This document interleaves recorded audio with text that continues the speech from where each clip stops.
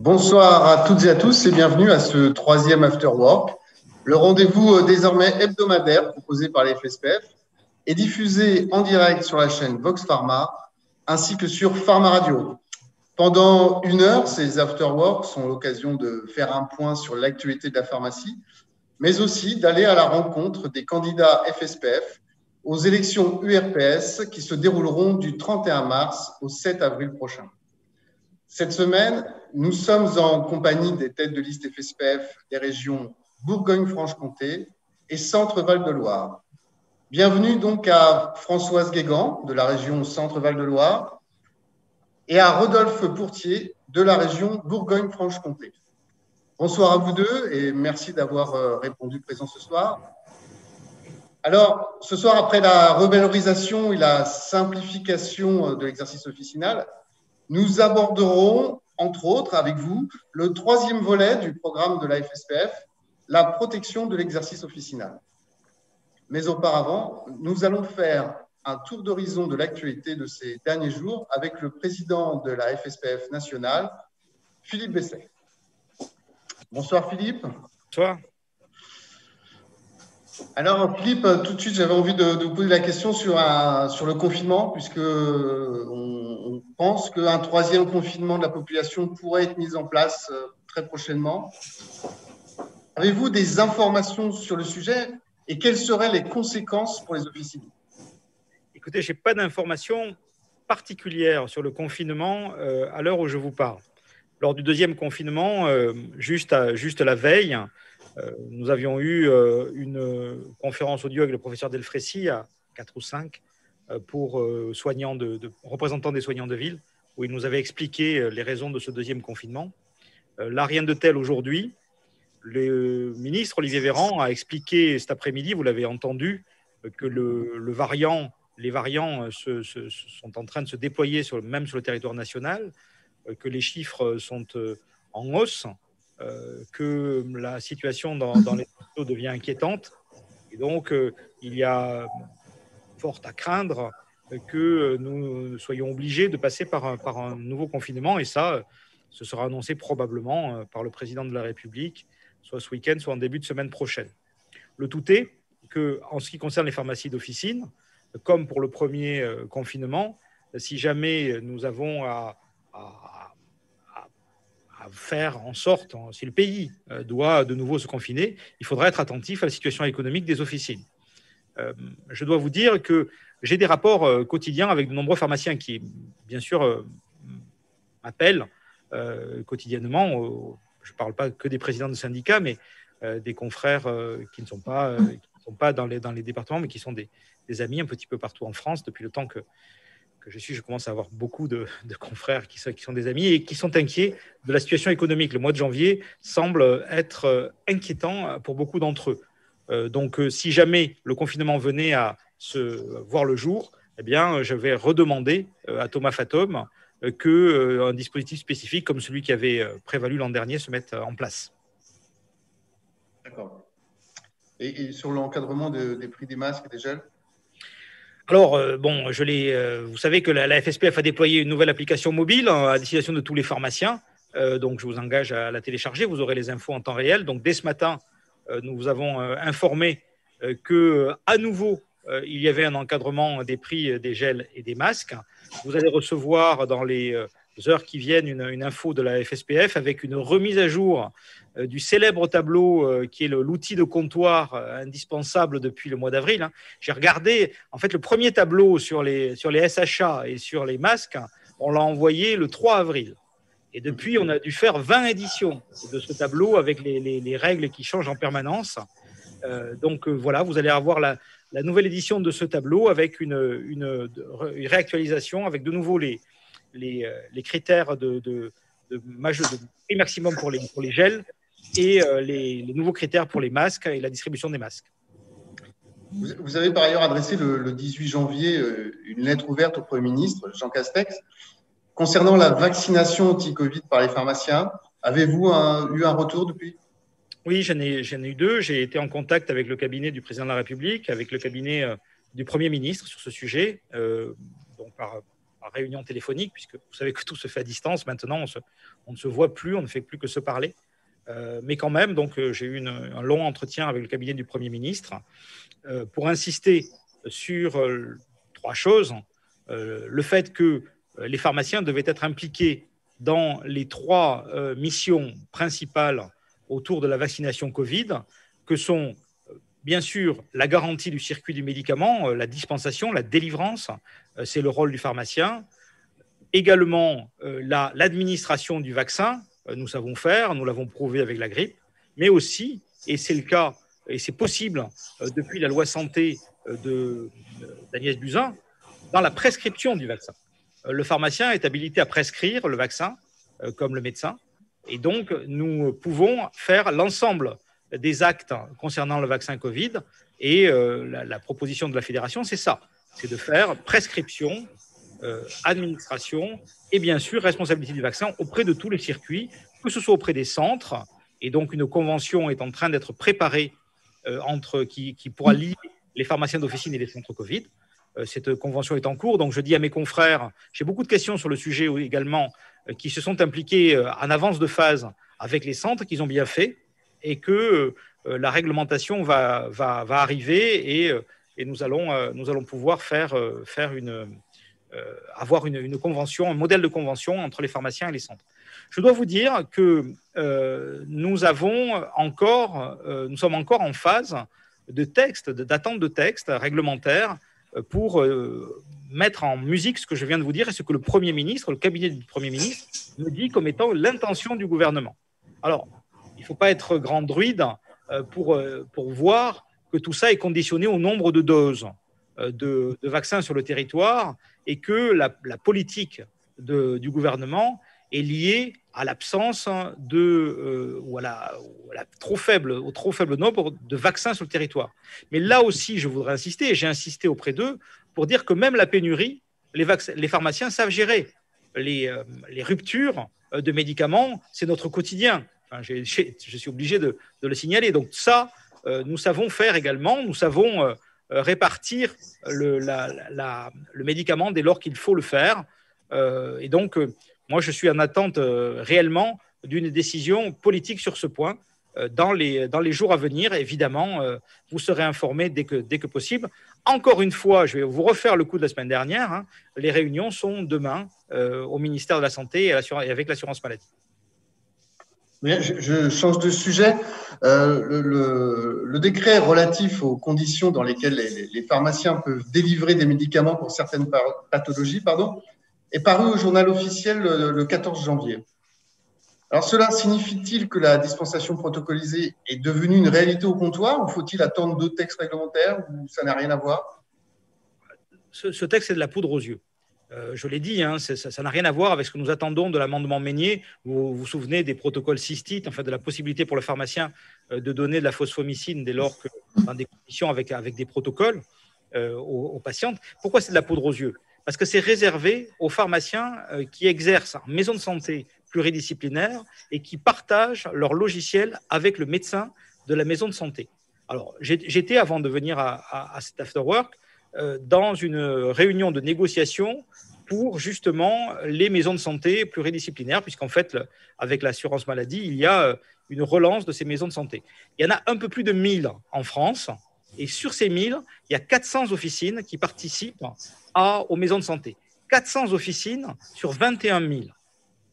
Donc ça ne répond pas du tout à l'enjeu. Et sur ces 400, c'est uniquement une poignée, moins de 10, qui ont un logiciel partagé avec le médecin, leur permettant de voir la pathologie. Ce n'est pas du tout ce que nous voulons. Nous, ce que nous voulons, c'est un véritable parcours de soins. J'aurai l'occasion, dans un des after-work, de parler du pharmacien d'officine dans le parcours de soins du patient, avec la possibilité d'une part de délistage de certains médicaments, et par ailleurs de permettre aux pharmaciens, en protocole et en accord avec le prescripteur, de délivrer certains médicaments listés. Voilà. Mais ce n'est pas du tout ce texte qui vient de paraître, qui ne concerne qu'une poignée d'officines et qui est donc une poignée de Français.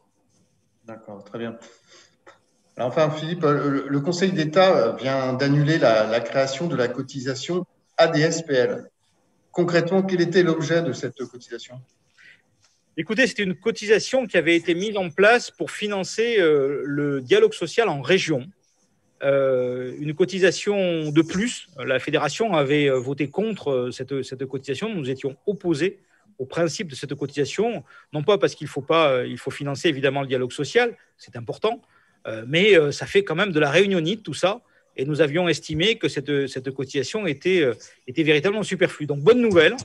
Donc, je vous annonce, et que je vous l'ai dit également par voie de circulaire, mais vous allez recevoir, tous les pharmaciens vont recevoir une information, que cette cotisation donc, n'est plus due pour 2021 suite à l'annulation de 2020, qui vient d'arriver là, à partir du 21 janvier.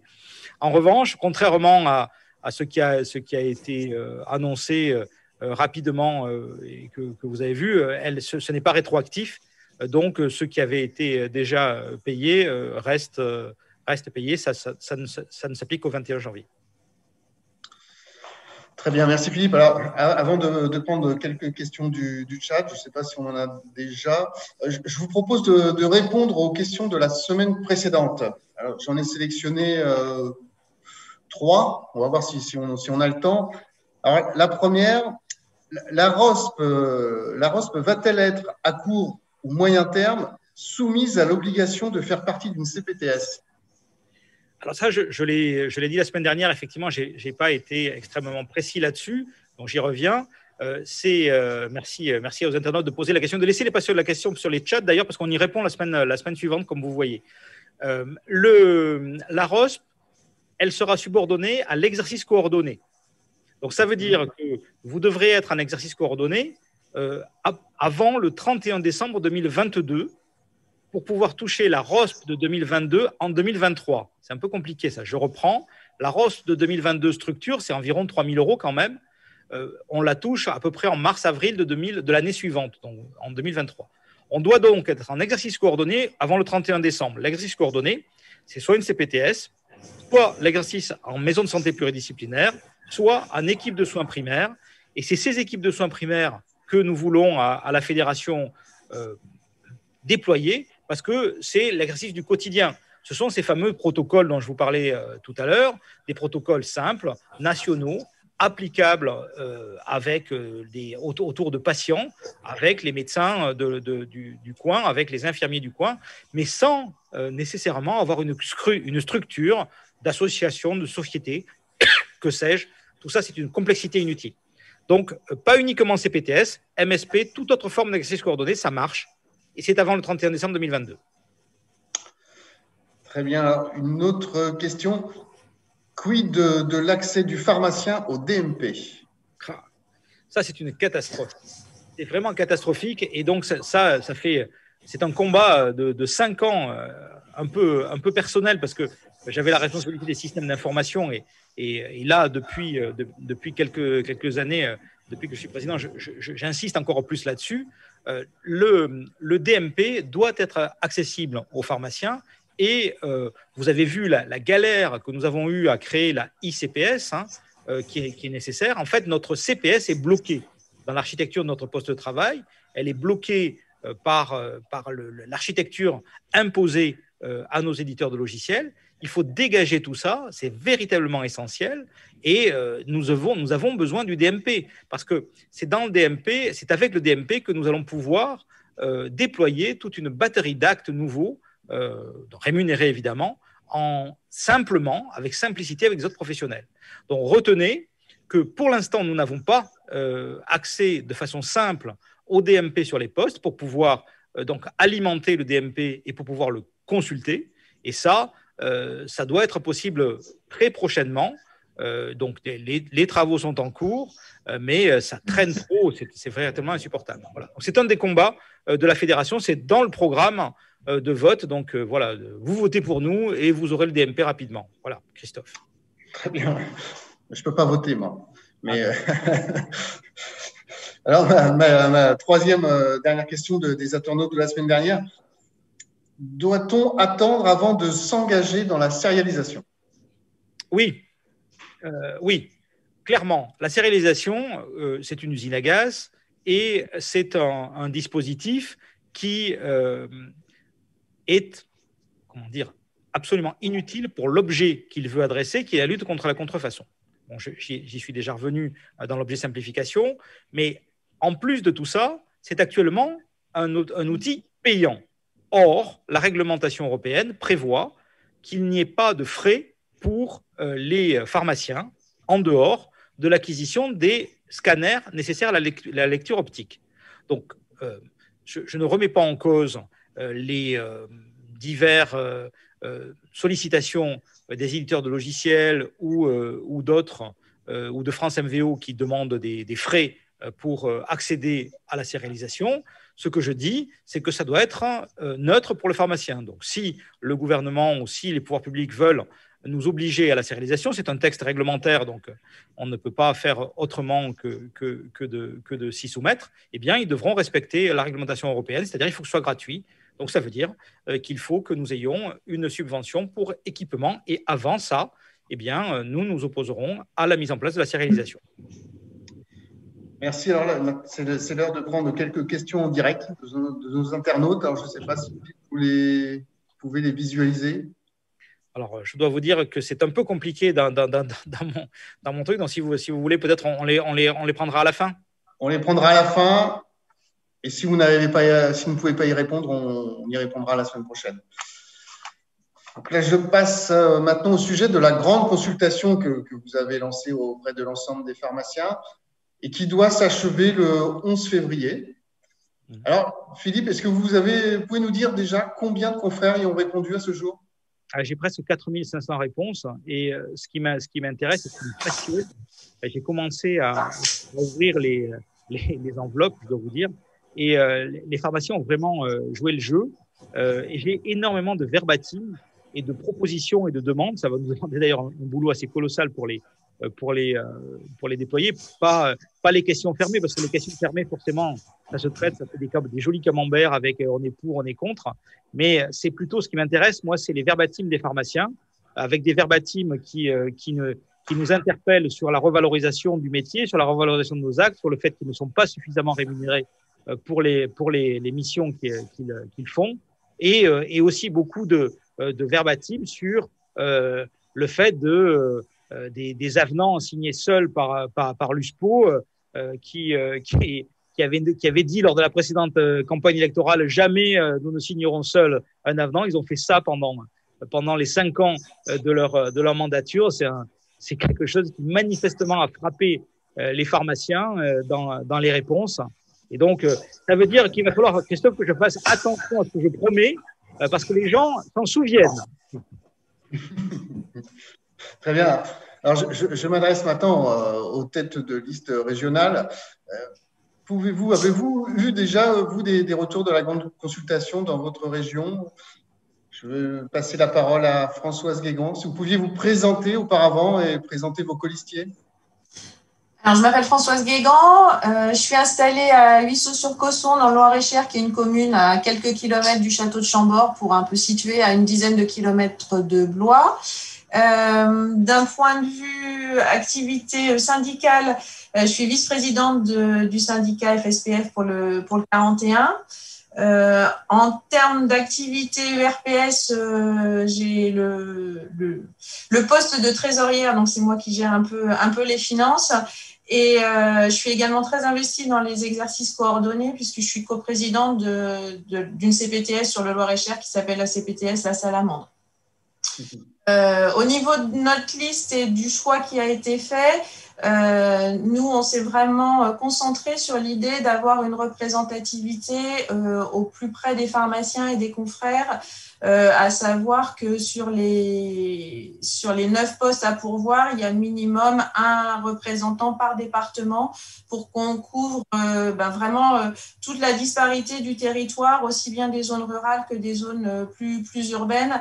Et c'est une réelle volonté de notre part de s'investir et d'être avec des colistiers qui sont au plus près du terrain, des gens vraiment de terrain investis et qui connaissent les confrères et qui connaissent le métier de pharmacien au quotidien, qui devient effectivement de plus en plus dur en ce moment. Voilà.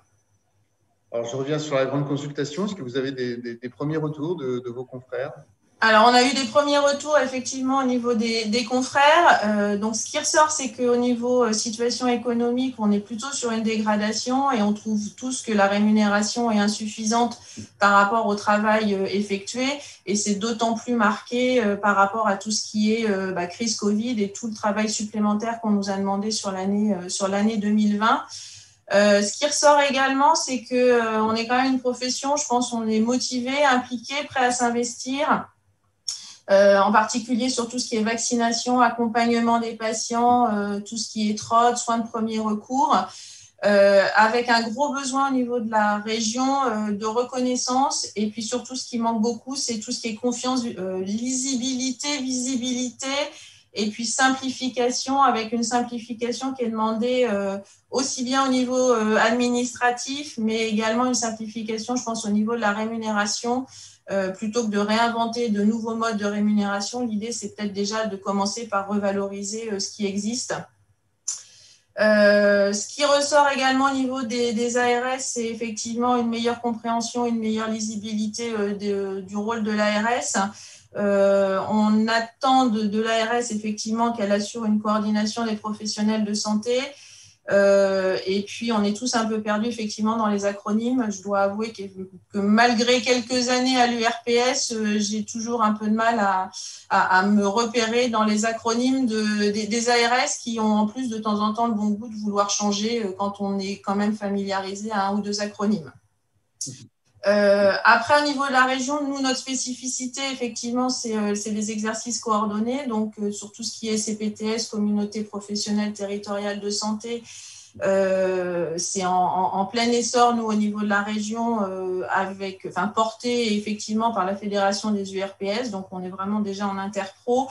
Ce qui ressort chez les confrères, c'est que les CPTS, ça leur parle un petit peu. Il y en a certains qui pensent que c'est la structure la plus appropriée. Il y en a quand même une partie non négligeable qui considère que c'est une usine à gaz. Donc l'idée, effectivement, c'est de leur démontrer toute la valeur ajoutée d'un exercice coordonné au sein d'un territoire. Et puis, le dernier point qu'on a eu comme retour, c'était effectivement les préoccupations principales des confrères. C'est en numéro 1, c'est les baisses de prix. L'inquiétude vis-à-vis de la vente en ligne, la dispensation à l'unité, et puis le dernier point qui ressortait, c'était la sérialisation dont Philippe a parlé tout à l'heure. Voilà.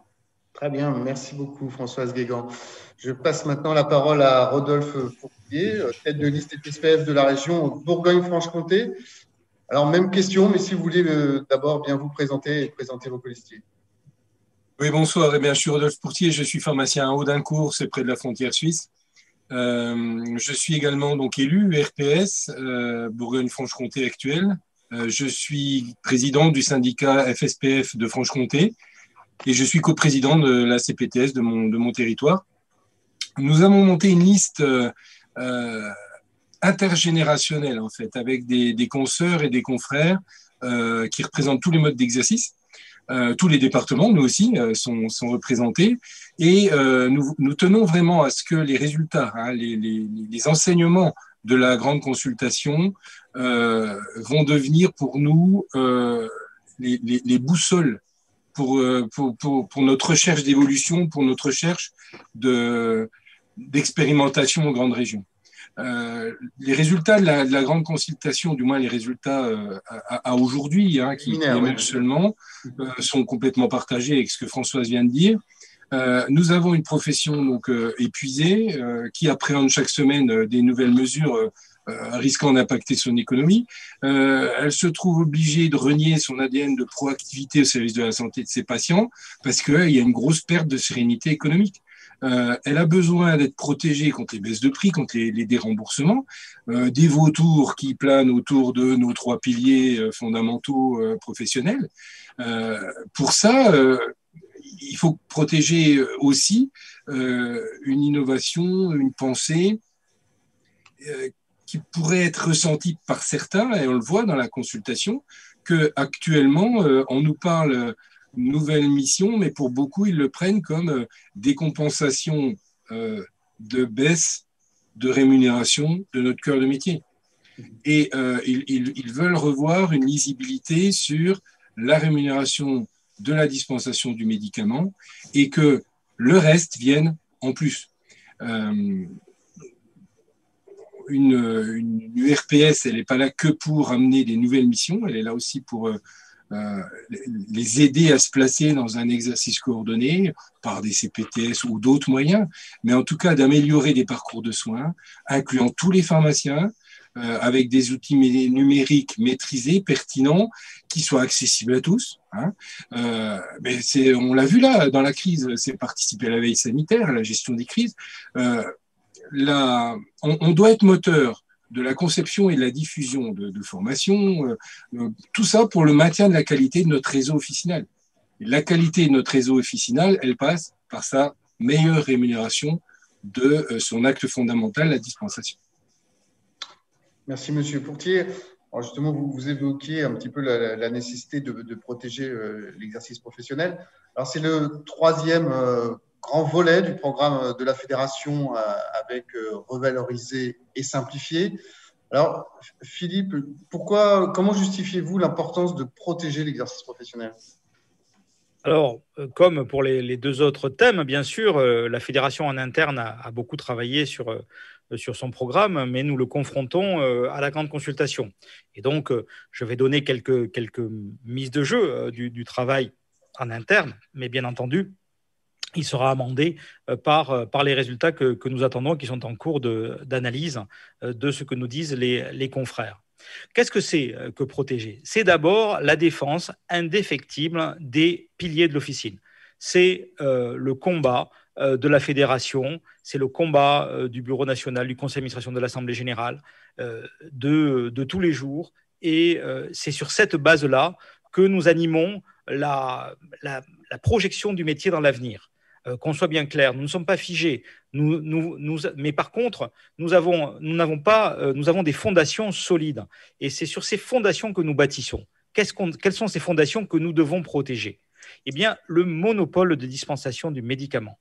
C'est un monopole qui est bien sûr très couramment attaqué, qui, dans d'autres pays du monde, dans beaucoup d'autres pays du monde, est battu en brèche.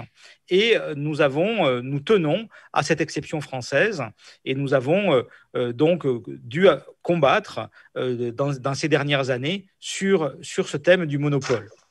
Je pense que cette année 2020, qui a révélé la nécessité du réseau de proximité d'officines et des pharmaciens au premier plan, va aider dans les temps à venir, et c'est très important à l'aube de l'échéance présidentielle, sur la défense de ce pilier-là. Mais vous savez, il y a également des choses qu'il nous faut faire pour le défendre.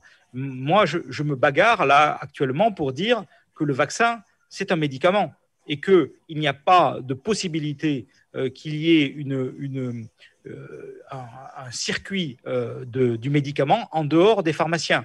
Donc les pharmaciens doivent être également dans les centres où partout où il y a du médicament, il doit y avoir un pharmacien pour s'en occuper. Et donc ça, c'est une protection, je vous le dis, chers amis, chers confrères, qui nous a fait descendre dans la rue. C'est la dernière fois que tous ensemble, nous sommes allés dans la rue pour défendre le monopole. C'était contre le ministre de l'économie, Emmanuel Macron. Il s'en souvient, c'était sa première manif. Je peux vous dire qu'il s'en souvient encore. Et à l'aube de l'échéance présidentielle, il faudra toujours l'avoir en tête. Le deuxième point, c'est le capital de l'officine qui est réservé aux titulaires exerçants.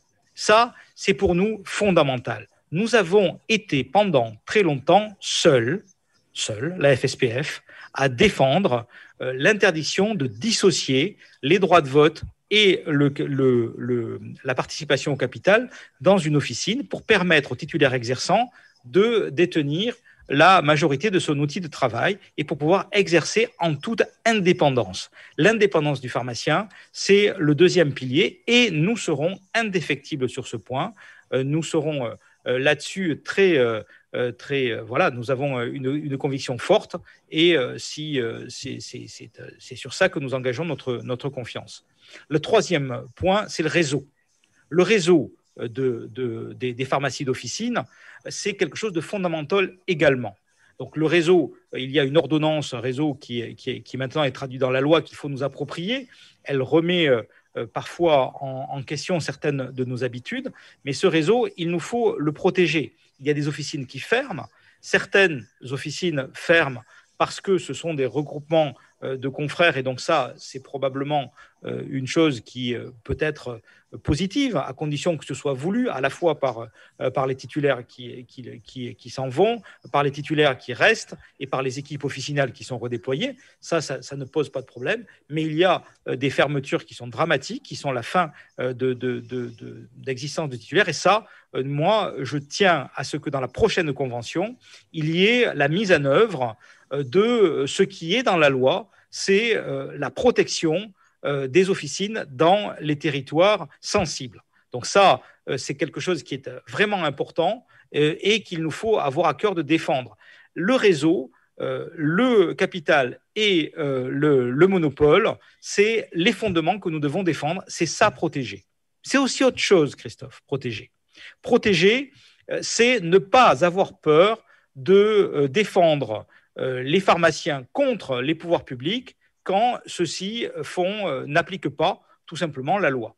Et donc nous avons par 2 fois attaqué l'État ou l'assurance maladie auprès du Conseil d'État.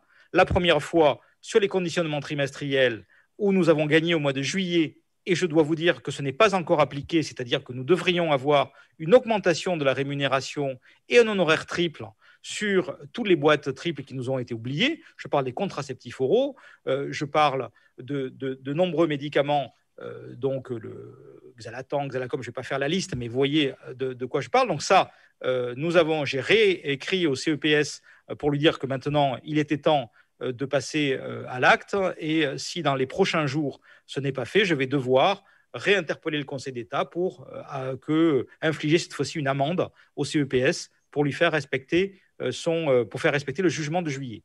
Et enfin, nous avons combattu l'avenant 19, comme vous savez, cet avenant que j'ai appelé avenant de la honte, parce que c'est la première fois qu'un syndicat professionnel, l'USPO, signait une convention qui provoquer la baisse d'un honoraire. Enfin, c'est un truc absolument hallucinant. C'est la première fois, c'est comme si un syndicat signait une baisse de salaire. Enfin, c'est un truc de fou. Donc, cet accord conventionnel, nous l'attaquerons et nous voulons revenir dessus. Je l'ai dit dans le chapitre revalorisé, mais nous l'avons essayé également attaqué au Conseil d'État. Et l'assurance maladie va devoir rembourser les confrères sur le mois de janvier de 2020, parce qu'ils ont fait ça en avance de phase. Donc ça, je vais le dire à Thomas Fatom, enfin, ça a déjà été gagné, cette bataille-là. Maintenant, c'est l'application, et c'est au menu de ma discussion avec Thomas Fatom de demain. Voilà. Et enfin, un dernier point, et je ne veux pas être trop long, c'est aussi protéger quelque chose d'individuel. Et ça, c'est ce que font les syndicats départementaux sur le terrain. Parce que nous sommes assez souvent appelés à défendre des confrères sur des indus, sur des contrôles d'activité qui se basent sur 1 an d'exercice avec des choses qui sont parfois effroyables, qui sont demandées par les caisses. Donc les syndicats départementaux, ce sont les confrères de proximité qui défendent, qui sont les avocats de leurs confrères qui sont attaqués par les caisses pour récupération d'indus. Bien sûr, il n'est pas question de défendre l'indéfendable, mais je peux vous dire, pour avoir vu des dizaines et des dizaines de dossiers d'indus, qu'il y a beaucoup de choses qui ne sont pas du tout justifiées, demandées par les caisses. Et donc, ça, c'est le job et le travail de mes confrères de terrain, et ils le font dans les syndicats départementaux de façon très efficace. Au national, nos juristes les aident et les appuient, bien évidemment. Et c'est aussi une des raisons de voter pour la Fédé, c'est la proximité des élus de terrain, la proximité des confrères que vous connaissez, qui vous défendent dans les commissions paritaires locales avec l'assurance maladie. Merci Philippe. Alors justement, en région, Françoise Guégan, pourquoi pensez-vous qu'il faille protéger l'exercice officinal ? Protéger l'exercice officinal, c'est quelque chose qui est primordial. On parlait du réseau. Ce dont on s'aperçoit, c'est que dans nos zones rurales ou même dans certains quartiers sensibles au niveau du territoire, le seul accès aux soins et la seule personne chez qui on peut pousser la porte, c'est le pharmacien d'officine. Donc, si ce réseau-là se trouve déséquilibré, on aura une population finalement qui aura un accès beaucoup plus difficile aux soins, ce qui est déjà le cas puisque avec le problème de la désertification médicale, l'accès à un médecin traitant devient quand même compliqué. Donc, protéger le réseau et protéger la structuration du réseau telle qu'elle est actuellement, c'est permettre un accès aux soins à tous les patients, quel que soit l'endroit du territoire où ils vont se trouver. Et le pharmacien d'officine est bien souvent le dernier maillon et la dernière personne facilement accessible. Merci. Monsieur Pourtier, tête de liste FSPF de la région Bourgogne-Franche-Comté. Alors bien sûr, hein, dans une. Vous l'avez un petit peu évoqué tout à l'heure, mais si vous pouviez préciser.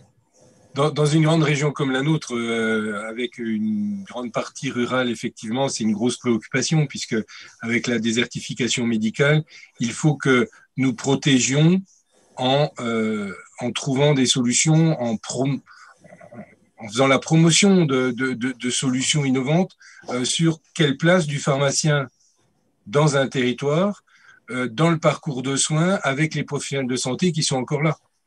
Hein, pour bien entendu au national travailler à améliorer et restaurer une rémunération digne de ce nom pour l'acte de dispensation des traitements. Et ensuite, pour nous en région, c'est trouver les moyens d'améliorer par du parcours de soins coordonnés, par de l'exercice interpro, à améliorer cet accès aux soins des patients. Et la crise actuelle met bien le doigt avec les centres de vaccination pour lesquels certaines cibles n'ont pas accès. On est obligé de mettre en place soit des systèmes de transport qui vont les chercher, soit mettre en place des équipes mobiles qui viennent directement les vacciner. Donc, c'est bien qu'on met le doigt sur une grosse problématique de l'accès aux soins, notamment chez les personnes âgées. Une grande partie de notre travail de protection est aussi là. C'est comment, en protégeant sur des dispositifs nationaux l'économie de l'officine, on lui permet de protéger une population au territoire. Très bien. Merci. Je vais rester avec vous, Monsieur Pourtier, et justement, plus largement, que voulez-vous mettre en place donc, si vous êtes élu aux URPS? Alors, pour nous, le florilège de tout ce qu'on voudrait mettre en place est conditionné d'abord à un positionnement interprofessionnel. Pour nous, si vous voulez, on a un grand besoin aujourd'hui de démontrer, révéler autour de nous, vers les autres professionnels de santé de nos territoires, tout ce qu'on peut faire, tout ce à quoi on peut leur servir, tout ce à quoi on peut servir pour leurs patients. Et ça passe par, bien sûr, de la rencontre prospective de fonctionnement coordonné, développement des CPTS, développement des missions protocolisées, des délégations de tâches. C'est aussi avec des outils numériques partagés. On est justement en train, dans notre CPTS, de réfléchir à la promotion d'un outil particulier qu'on a ressenti comme très utile sur des petits cercles de soins autour des patients. Et ça, en fait, c'est le moyen au pharmacien de faire savoir autour de lui tout ce qu'il sait faire. Et donc, de lutter contre certains partenariats un petit peu complaisants qui pourraient être mis en place par d'autres autour de nos professionnels de santé, voisins et amis. Je pense notamment à certains fonctionnements hospitaliers qui ne nous permettent pas de prendre en charge au mieux la sortie de ville, la sortie d'hospitalisation vers la ville ou la préparation de l'hospitalisation depuis la ville. On a tout un nœud de rencontres à faire pour que ça se développe bien et que tout ce à quoi peut servir le pharmacien, cette personne irremplaçable dans l'esprit des gens, il faut que nos partenaires de professionnels de santé se rendent bien compte que quand on fait quelque chose pour le patient, comme je leur dis toujours, on prend un grand risque.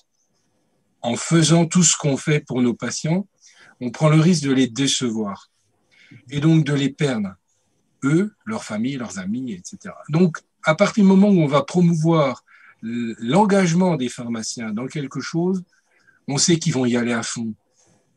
Parce que le besoin de rendre service à la santé de leurs patients, il est là, et la compréhension du risque de mal faire, elle est complètement appréhendée. Donc, je suis serein. Je sais que quand je vais promouvoir l'investissement de pharmaciens dans certaines choses, je sais qu'on va avoir une adhésion assez rapide et positive pour la santé de nos patients. Donc, c'est quelque chose de facile à mettre en place. Et de là découle plein d'autres choses, puisqu'on a des expertises territoriales sur les besoins en santé. Et une fois que ça s'est fait, on peut amener des solutions par une coordination de soins autour du patient et avec, évidemment, le positionnement du pharmacien au centre de tout ça. Merci, Monsieur Pourtier. Madame Guégan, même question. Alors, quelles vont être les grandes priorités de votre mandat aux URPS? Même question, même réponse. Je pense qu'on a à peu près tous les mêmes problématiques. C'est vrai que nous, on est très engagés sur l'implication du pharmacien au niveau des exercices coordonnés avec le développement des communautés professionnelles territoriales de santé et puis des équipes de soins primaires. C'est vrai que je crois vraiment aux équipes de soins primaires parce que c'est une structure finalement qui est assez souple à monter, qui tient bien compte d'un petit territoire et puis qui est vraiment centrée autour du patient. Et le souhait, c'est vraiment que l'URPS puisse accompagner les confrères qui souhaitent se lancer dans l'aventure de l'ESP ou des CPTS. Tout ce qui est CPTS, effectivement, toutes ces communautés-là, je pense que c'est important que les pharmaciens s'y investissent, s'y impliquent. On a des compétences qui sont complémentaires des autres professions de santé. Je pense qu'on a l'habitude de gérer des équipes. On a une logique, effectivement, plus de gestion de médicaments, de traçabilité, etc. Et on le voit bien, effectivement, au niveau des centres de vaccination, par exemple, qui se mettent en place. C'est souvent en lien avec les CPTS et à partir de là, quand il y a un pharmacien qui gère, on a une vision qui est un peu différente et qui est plus en phase avec la réalité et les contraintes qui sont liées aux médicaments. Et je suis persuadée que tout ce qui est exercice coordonné, en particulier les CPTS, permettent de mettre en valeur le rôle et les compétences du pharmacien et que de cette structuration et de cette implication des confrères va permettre de développer le lien ville-hôpital parce que ça permettra effectivement aux hospitaliers d'identifier peut-être plus facilement les confrères et le rôle qu'ils peuvent avoir à jouer dans les exercices coordonnés et permettre de reconnaître le pharmacien comme un acteur majeur de la prévention à toutes les étapes du parcours patient. Alors, on a bien conscience que c'est un travail qui est vraiment un travail de longue haleine, le lien ville-hôpital, que ça se travaille au quotidien. C'est déjà ce qu'on avait engagé sur le précédent mandat où on avait déjà rencontré les établissements hospitaliers. Et notre souhait, effectivement, c'est de continuer à travailler à la communication et à promouvoir le rôle du pharmacien d'officine auprès des établissements hospitaliers. Et puis ensuite, nous, effectivement, ce dont on se rend compte, c'est que l'URPS, on est incontournable pour être l'interlocuteur vis-à-vis des ARS, mais c'est un travail qui est peut-être quand même un peu ingrat parce qu'effectivement, on ne fait pas forcément un retour à l'ensemble des confrères de toutes les réunions ou de toutes les instances ou de toutes les commissions auxquelles on est amené à participer et qui servent la profession. Et effectivement, notre souhait, c'est vraiment que l'URPS soit identifié comme un interlocuteur facilitateur et simplificateur pour le quotidien du pharmacien d'officine qui doit gérer plein de choses et qui ne sait pas forcément toujours vers qui s'adresser.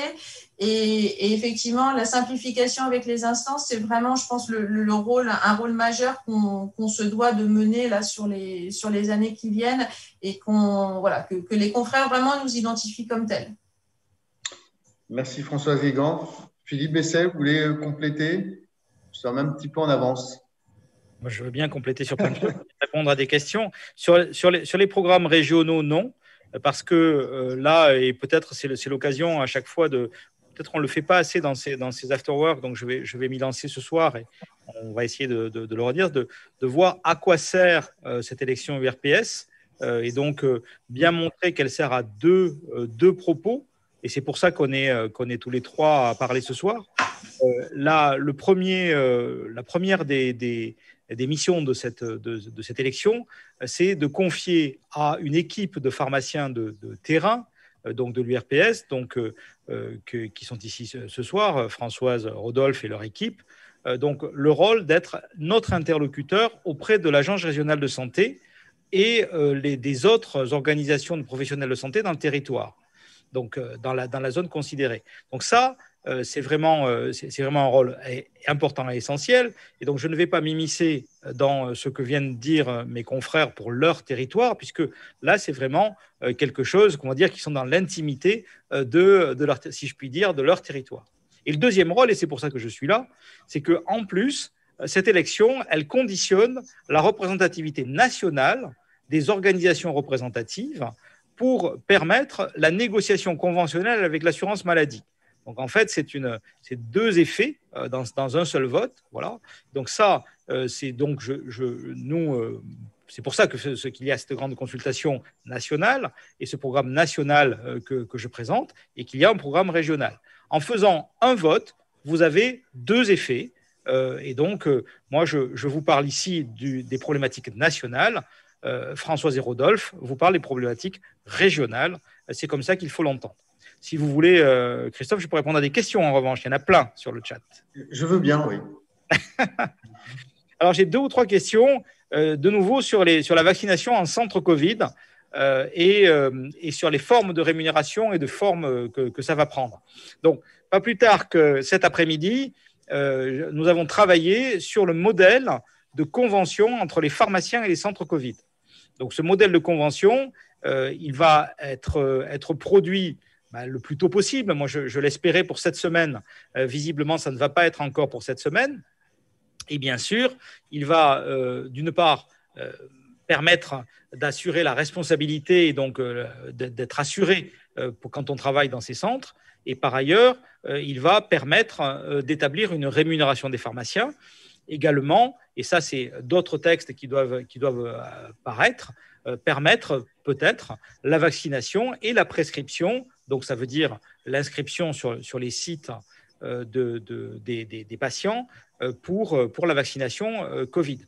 Donc, tout ce corpus de textes, je sais, et je peux vous dire que nous poussons très, très fortement à la fédération, comme je vous l'ai dit, pour que ces textes paraissent rapidement, mais c'est dans les tuyaux. Enfin, les réunions de travail sont non-stop, et c'est dans les tuyaux. Donc, ça va apparaître dans les semaines, dans les jours à venir. Et bien sûr, la rémunération sera négociée. Donc, vous savez qu'il y a 2 niveaux de rémunération, un niveau de rémunération médecin et un niveau de rémunération infirmier. Donc, nous demandons plutôt d'être sur la base de la rémunération médecin. Sur la vaccination antigrippale, j'ai une question. Est-ce que c'est ouvert à tous plus de 18 ans? Oui, non, quand? Alors, réponse qui ne va pas faire plaisir. Oui, c'est ouvert à tous. C'est dans la dispensation, dans la délivrance du vaccin. Donc, ça veut dire que nous pouvons délivrer les vaccins et nous avons une rémunération pour ça, une rémunération de dispensation du vaccin Stocketa aux personnes plus de 18 ans sans aucune restriction. En revanche, nous n'avons pas le droit d'injecter le vaccin. C'est complètement stupide, mais c'est pourtant la réalité. Et quand nous disons ça à la Direction générale de la santé et au ministère, en gros, ils nous disent que, évidemment, mais qu'ils n'ont pas une minute pour écrire ce bout de texte. Donc, moi, ça me rend fou. Donc, je vais, avec cette question, la renvoyer directement au ministère en leur disant, bon, c'est quand maintenant? Parce qu'effectivement, c'est insupportable. On me pose une question sur l'efficacité du vaccin AstraZeneca chez les plus de 65 ans. Est-ce qu'il va être administré uniquement aux jeunes? Donc, c'est la position qu'a pris l'Allemagne. Le laboratoire se défend sur ce champ. Il faut savoir qu'en fait, le sujet, c'est que l'essai clinique qu'a fait AstraZeneca n'est pas assez robuste, donc en phase 3, du point de vue de certaines autorités de santé, il n'y a pas assez de patients inclus au-dessus de 65 ans pour l'étude. C'est un petit peu ce que disent les Allemands. Ce que rétorque Astra, c'est qu'il est déployé dans des pays maintenant sur des centaines de milliers, voire des millions de patients, et que donc on est en phase 4, en vrai, sur certains pays. Donc je ne sais pas ce que dira l'EMA, enfin l'instance européenne.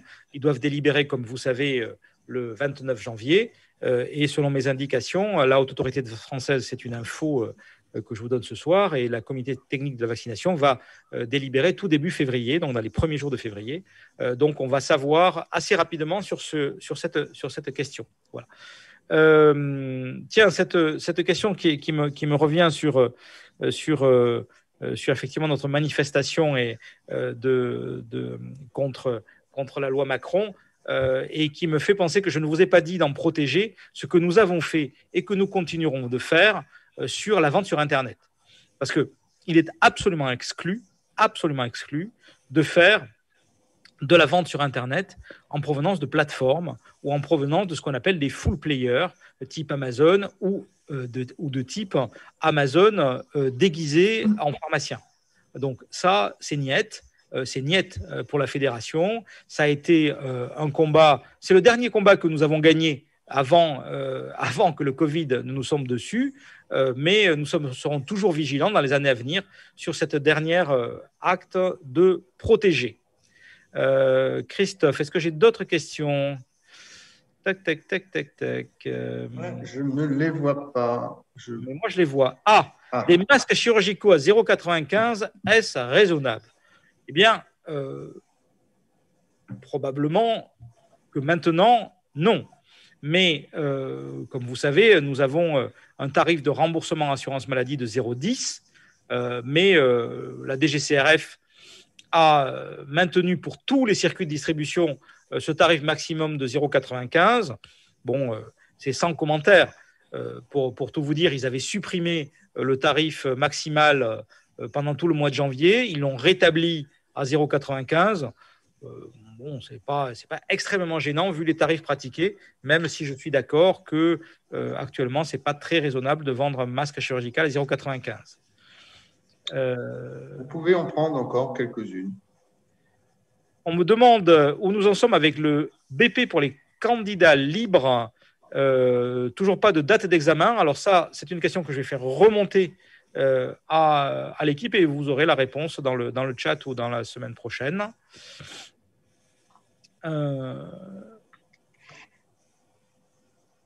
Qu'est-ce que j'ai d'autre? C'est à peu près tout ce que je vois. J'ai pas mal de questions. Alors j'ai des questions sur les stocks d'orthèses. Alors, je vois une ou deux questions sur les stocks d'orthèses dans les hôpitaux. Donc, je ne sais pas trop quel est le sens de la question, mais du coup, ça va me permettre, c'est d'en protéger, je vais vous parler de la charte que nous sommes en train de négocier avec le Comité économique des produits de santé. Charte qui doit permettre, un peu comme la charte des entreprises du médicament, de réguler la publicité et les contacts avec les professionnels de l'hôpital sur les dispositifs médicaux. Et bien sûr, nous sommes revenus sur ces stocks de dispositifs médicaux qui sont dans les hôpitaux. Donc, le Comité économique des produits de santé, pour être complètement transparent avec nous, est revenu vers nous en nous disant qu'ils avaient besoin de laisser des stocks de dispositifs médicaux pour certains dispositifs implantables qui étaient réservés à l'hôpital. Je leur ai dit, ce n'est pas du tout le sujet. Ça, c'est le problème de l'hôpital. Si ils veulent avoir des stocks de distributeurs sur des produits qui les concernent à l'hôpital, ce n'est pas un sujet qui regarde l'officine. En revanche, pour nous, il n'est pas raisonnable que les industriels ou les distributeurs, on va dire, qui font de la publicité, leur fonds de commerce pour aller à l'hôpital, mettent des stocks dans les hôpitaux en faisant en sorte de chanter tout le réseau de pharmaciens de proximité. Donc nous nous opposons à ça et je pense, j'espère que nous aurons gain de cause là-dessus. Mais cette charte, elle va être importante parce que c'est vraiment un point clé de la phase de reconquête du dispositif médical par l'officine. Donc ça, je tiens vraiment à vous dire que c'est un élément vraiment d'importance pour la fédération. Et ça se fera en coopération avec les fournisseurs de l'officine. Parce que nous avons des spécialistes du matériel médical qui ont établi, avec une convention avec la FSPF d'ailleurs, une charte de bonne pratique, comme quoi ils sont des fournisseurs exclusifs de l'officine et qu'ils s'engagent à ne pas travailler en direct. Donc moi, je vous le dis, chers confrères, il faut travailler avec eux, avec ceux qui ne travaillent qu'avec l'officine. Il ne faut pas travailler avec des gens qui vont, en même temps qu'ils travaillent avec l'officine, vont essayer de chanter les confrères et aller vers d'autres marchés. Donc ça, c'est un autre thème de protéger le dispositif médical que je déploierai donc grâce à votre question là aujourd'hui, mais qui sera dans le programme. C'est clair pour nous. Nous voulons que les pharmaciens se reprennent le marché du dispositif médical en lien, et ça c'est quelque chose avec les URPS que vous pouvez faire en lien, et avec les CPTS, en lien avec les infirmiers et les médecins. Parce que les infirmiers et les médecins, ils ne savent pas que les pharmaciens, grâce à leurs fournisseurs, sont capables de faire du 24-24, de faire des pompes, de faire de l'installation de lits, de faire de l'installation du matériel au domicile. Ça, c'est vraiment un rôle que l'URPS et les CPTS peuvent avoir dans le dialogue. Alors, je ne sais pas si vous voulez rebondir là-dessus, chers confrères, mais c'est l'occasion. Avant de terminer, peut-être, la coopération avec les infirmiers et les médecins, ça sert aussi à ça. Qui veut réagir ? Moi, je l'ai dit tout à l'heure, quand je disais que l'Interpro, c'était le moyen de mettre en avant toutes les capacités des confrères, c'était exactement ça. Et effectivement, promouvoir dans la préparation d'hospitalisation et la sortie d'hospitalisation tout ce que nous pouvons faire, toujours avec ce même argument que de toute façon, nous, on ne peut pas se rater puisqu'on ne va pas risquer de perdre quelqu'un qui vient chercher des médicaments chez nous. Donc, on fera forcément bien. Merci Rodolphe Potier. Françoise Guégan. Même réflexion, effectivement, l'idée de l'Interpro, c'est de partager les compétences et de les faire connaître. Et les CPTS qui fédèrent plusieurs professions sont effectivement un bon moyen, avec en appui les URPS, bien évidemment, pour chaque profession, sont vraiment un moyen de faire connaître nos compétences auprès de l'hôpital et de valoriser la sortie hospitalière. Alors, non seulement sur les bilans de médication entrée-sortie, mais effectivement sur tout ce qui est sortie d'hôpital. Et l'idée, c'est de pouvoir créer du lien avec l'hôpital pour pouvoir surtout anticiper les sorties, puisque c'est quand même le point qui est souvent un point bloquant. On trouve le pharmacien généralement en fin de semaine, le vendredi soir après 17h ou le samedi, et on ne comprend pas que sous moins de 24 heures, on n'est pas en capacité d'eux, alors qu'on laisse beaucoup plus de temps, bien souvent, aux prestataires avec une sortie qui est anticipée depuis plus longtemps. Donc le travail, effectivement, c'est de faire savoir qu'on sait faire, mais il faut que ce soit fait en bonne intelligence et de manière coordonnée avec l'hôpital pour la sécurité du patient. Merci. Le temps passe très vite et nous arrivons déjà à la fin de cet afterwork. Alors justement, Françoise Guégan, je vous laisse la parole. Est-ce que vous voulez conclure ? Alors, pour conclure, je pense que l'important, c'est de bien avoir en tête qu'avec tous les candidats de la liste FSPF de notre région Centre-Val de Loire, on s'engage à défendre effectivement l'ensemble des confrères et l'ensemble de la profession, et qu'on est persuadé que même si tout seul, on va peut-être plus vite et encore pas forcément tout le temps, c'est vraiment ensemble qu'on arrivera à vraiment aller plus loin, et qu'une mobilisation forte de la part des confrères nous permettra de mettre en œuvre le projet que l'on a et qui nous tient à cœur sur les 5 prochaines années. Merci beaucoup Françoise Guégan. Rodolphe Potier. Les résultats de la grande consultation vont nous permettre d'établir un programme qui va forcément vous plaire. Dans une mobilisation forte et les votes pour la FSPF vont vous garantir une écoute de vos préoccupations puisqu'elles seront ressorties de cette consultation. Ça donnera donc à vos élus, on l'a dit tout à l'heure, en région et au national, une représentativité nécessaire à la défense de vos préoccupations. Donc, le 31 mars, dès midi, tapez fort sur la table. Votez pour vous, votez pour notre liste FSPF. Merci Rodolphe Courtier. Un vote qui sera électronique à distance et qui ouvrira donc le 31 mars à midi et qui s'achèvera le 7 avril à midi. Philippe Besset, c'est à vous de conclure.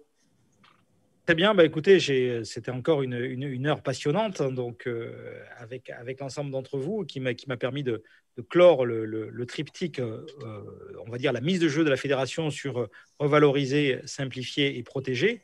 Donc, dès la semaine prochaine, nous aborderons des thèmes, donc des items plus spécifiques que nous déploierons pendant tous les mois de février et mars, jeudi après jeudi.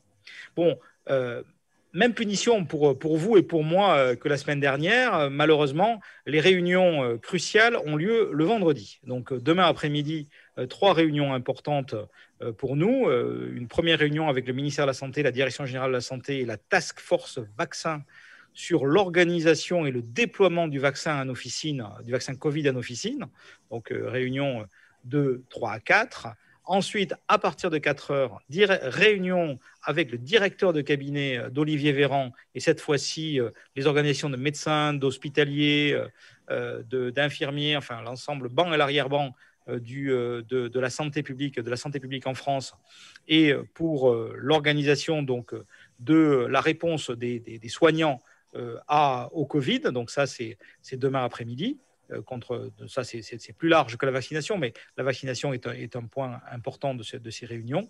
Et ensuite, à 17h40, réunion avec le directeur de l'assurance maladie, cette fois-ci pour parler économie, pour parler traduction opérationnelle de l'implication des pharmaciens. Et si vous avez des choses à dire à Thomas Fatome, il faut me les dire maintenant dans le chat ou n'hésitez pas puisque c'est ce que nous allons faire, c'est le rendez-vous de demain après-midi. Donc suite à ça, je m'engage comme la semaine dernière à faire une petite vidéo que je mettrai en ligne samedi pour vous restituer les news et les informations de cette journée dense de demain après-midi où je vais passer donc 5 heures de Zoom à peu près au service donc des pharmaciens et bien sûr de leurs patients. Je vous donne rendez-vous à la semaine prochaine, jeudi, même heure, donc pour une nouvelle région et pour un nouveau thème et bien sûr pour l'actu parce que ce que je sais bien, c'est que ce que vous attendez, c'est d'être au plus près de l'actualité dans cette période où nous sommes en première ligne contre l'épidémie de Covid. Merci Philippe Besset, merci Françoise Guégan de la région Centre-Val de Loire, merci à Rodolphe Courtier de la région Bourgogne-Franche-Comté. Merci à toutes et à tous d'avoir participé à cet After Work. La semaine prochaine, donc, comme Philippe vous l'a dit, ça sera toujours à 19h et nous serons en direct avec les candidats d'une autre région. En attendant, je vous souhaite une bonne semaine à toutes et à tous. Merci, bonne soirée. Bonne soirée. Bonne soirée à tous.